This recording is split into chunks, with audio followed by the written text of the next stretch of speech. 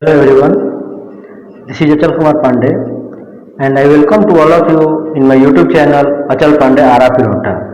Today the discussion will be on UNCLOS, which is United Nations Convention on the Law of Sea, wherein we will be discussing about the various sovereignties and rights and responsibilities which has been granted by the UNCLOS to the nations across the world to avoid the international conflicts across the world in the seas and oceans. As we know that there are five major oceans and various seas which are huge source of minerals and energy, and it has a strategic as well as maritime transportation importance in seas and oceans. If we see the globe, some countries are coastal or littoral and in other countries are landlocked. So to give the equal rights, this law was made. Now, the UNCLOS, also known as the Law of the Sea Conventions or the Law of the Sea Treaty, it defines the different rights and the responsibilities of the nation with respect to their usage of the world oceans and the sea. It was signed finally on 10th December 1982 and came into effect from 15th November 1994. It has now 167 members country plus European Union, and so far it has been ratified by the 183 member countries. Now, United Nations Conventions on the Law of Sea 1982, also known as the Law of Sea, divides the marine area into five main zones, namely internal waters, territorial sea, contiguous zone, exclusive economic zones, and high seas. UNCLOS is the only international convention which stipulates a framework for state jurisdictions in maritime space. It provides a different legal status to different maritime zones. It not only zones coastal states, offshore areas, but also provides the specific guidelines for the states' rights and responsibilities in the five country concentric zones. Friends, let me tell you here, as I told you that some countries are coastal countries and some other are littoral countries. So on the basis of these five different zones, certain special rights and responsibilities are given. So here there is one important term, the baseline, which we need to understand. So the baseline is the boundary from which a nation may begin the measurement to determine the portions of the adjacent oceans or continental shelf over which it may exercise the sovereignty. So the baseline is the low water line along the coast, यानी कि base line वो line होता है जहां पे water level low होता है और वहीं से हम आगे का मेजरमेंट शुरू करते हैं कि कहां से कहां तक कौन सा जोन होगा, फिर कौन से जोन होंगे और कहां से तक किस किस टाइप के अलग अलग राइट्स होंगे. So remember this point is very important. So here we will see that in the left side the brown color is the land and the blue color is the oceans, where is in the bottom of this land, this is the baseline from where the demarcation is being done. तो जैसा कि आप देख पा रहे हैं, जो पहली लाइन है इसी को हम बेस लाइन बोलते हैं और इसके अंदर वाले वाटर को हम इंटरनल वाटर्स कहते हैं. अभी we will see in the subsequent slides कि किस किस टाइप के हमारे राइट्स होते हैं, कितने किलोमीटर तक, इनमें किस कंट्रीज का कहां तक राइट्स होता है, कहां तक कौन से जोन का विस्तार होता है. So remember this point, the base line is the line from where the demarcation is done. Now in the different slides we will be discussing about the maritime zones, internal waters, territorial seas, contiguous zones, exclusive economic zones, which it is very very important, and then the high sea. So we will be discussing about these terms in details one by one. So here I have made a slides in which I have made my best attempt to make you know about the different zones. So the first one is the internal water, then from baseline to another 12 nautical mile, that is the territorial water, and from territorial water to another 12 nautical mile, that is the contiguous zone, and from baseline to 200 nautical miles, that is the exclusive economic zone, and beyond the exclusive economic zone these waters are international waters and these are called the high sea. अभी हम आगे देखेंगे कि कहां से कहां तक कौन कौन सी जोन है, जो हमने अभी नाम बताया इन सारे जोन्स का, उसमें किस कहां तक कैसा कैसा राइट्स होता है. Now coming to the internal waters. So the internal waters are waters on the landward sides of the baseline from which the breadth of the territorial sea is measured. Each coastal state has full sovereignty over its internal waters as like its land territory. Example of the internal water includes the bay, ports, inlets, rivers and even lakes that are connected to the sea. There is no right of innocent passage through the internal waters.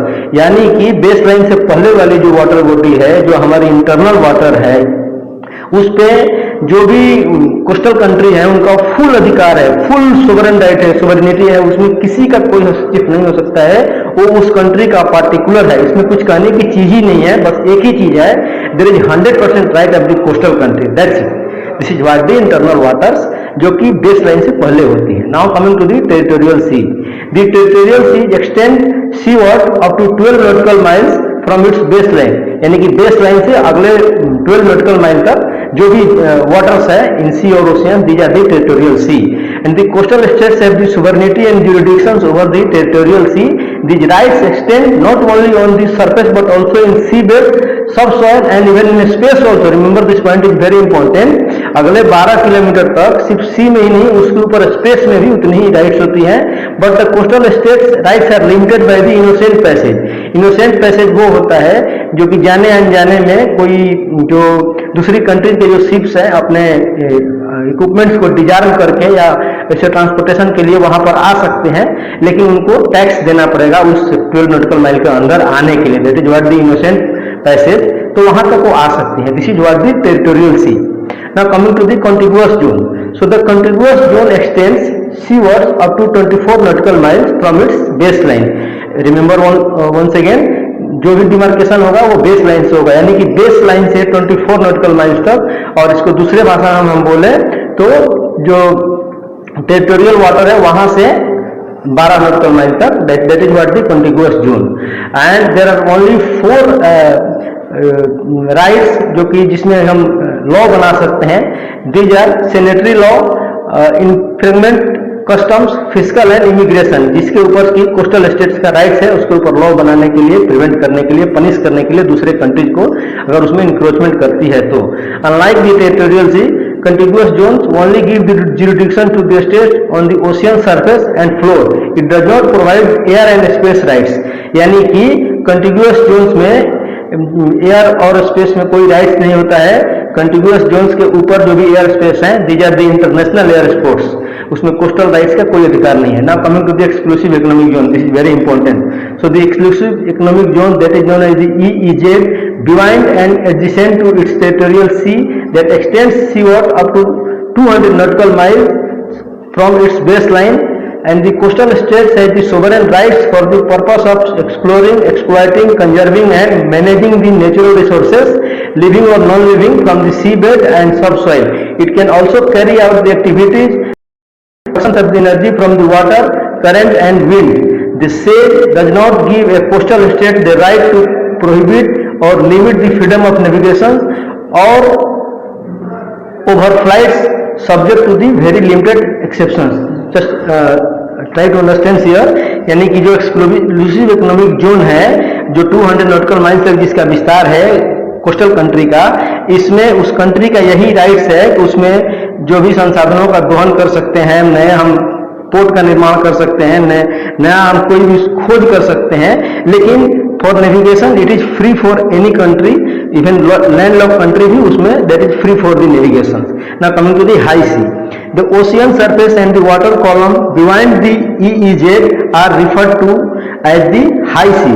It is considered as the common heritage of the all mankind और completely these are the international waters, यानी कि EEZ से next कहीं तक भी जाए जहां तक कोई दूसरी कंट्री का जोन न पड़ जाए, that is the international water. So the states can conduct the activities in this area as long as they are for the peaceful purpose, such as the transit, marine science and the undersea explorations.